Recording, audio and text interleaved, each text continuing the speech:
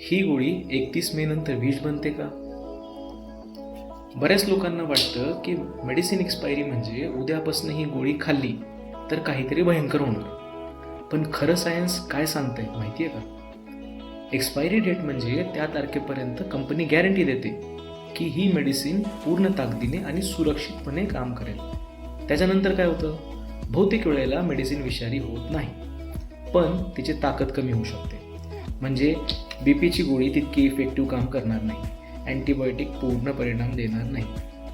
पण काही मेडिसिन्समध्ये रिस्क जरा जास्त असतो, जसं की insulin, eye drops, antibiotic syrups, injections हे एक्सपायर्ड झाल्यावर वापरणं धोकादायक ठरू शकतं. म्हणून एक एक्सपायर पॅरासिटामॉल खाल्ली म्हणून पॅनिक करू नका, पण एक्सपायरी डेट पूर्णपणे इग्नोर पण करू नका. मेडिसिनची एक्सपायरी म्हणजे फक्त डेट नाही, तर ती तुमच्या ट्रीटमेंटची रिलायबिलिटी असते. अशाच प्रॅक्टिकल मेडिकल माहितीसाठी फॉलो करा. मी आहे डॉक्टर अभिनव. धन्यवाद.